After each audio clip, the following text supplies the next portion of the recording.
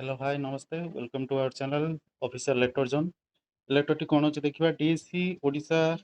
भुवनेश्वर रु 25380 24/9/2025 लेटरटी आसी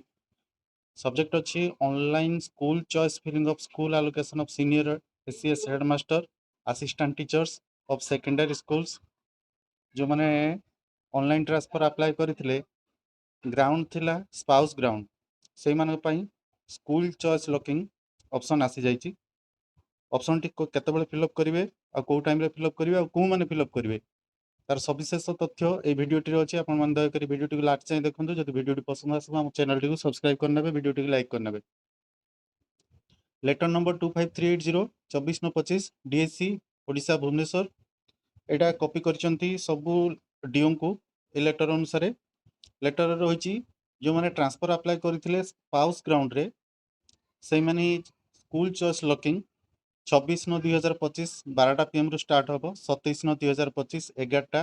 59 PM पर्यंत बहुत कम समय देती चॉइस लॉकिंग तेणु आपण मैंने बहुत सतर्कतार सहित ये डेट टी मन रखिए आउ से अनुसार आपण फिलअप करेंगे आउ जेते जन स्पाउस ग्राउंड रे ट्रांसफर अप्लाई करते हुए तो समस्त ये ऑप्शन टी आसी न पारे कहीं दुईटी इंपोर्टेंट कथा मेंशन करा जायछि जो माने अप्लाई करथिले डिफेन्स पर्सनाल जो मानकर अच्छा स्पाउस से मैंने ही भरवे आउ जो सीनियर एसीएस हेडमास्टर आउ असिस्टेंट टीचर जो मानकर रिटायरमेंटा 5 वर्ष रु कम समय अच्छी से मानकर स्पाउस ग्राउंड रे माने चॉइस लॉकिंग रो ऑप्शन आसीबो तेणु अलग असिस्टेंट टीचर जो माने कर स्पाउस एसएमई रे जॉब करती से माने ट्रांसफर पाई जो माने अप्लाई करथिले हुए तो चॉइस लॉकिंग आसी न पारे काना एठी दुईटी कथा ही अप्लाई करने को कही दुई भेराइटर टीचर अप्लाई करेंगे senior ACS teacher of secondary school consider for transfer under spouse of defence personnel गोटे ऑप्शन रिटायरमेंट और superannuation less than 5 years grounds are hereby requested for allocation of school by choice locking option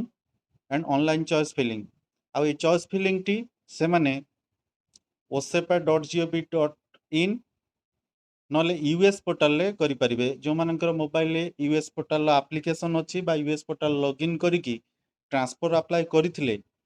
वर्तमान सेठी तांकर status जहा show करूतला से status पाखरे बा application submitted लेखुतला बा रेकमेंडेड बाय डीओ लेखुतला सेठी ही चॉइस लॉकिंग रो ऑप्शन आसी जिवो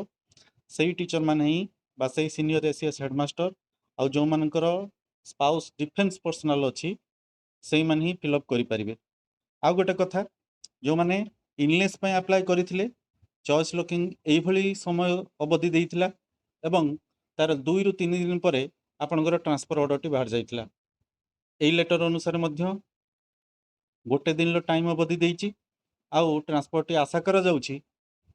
ରୁ 3 दिन मध्य आपणकर ट्रांसफर ऑर्डर टी डीओ को मेमो हो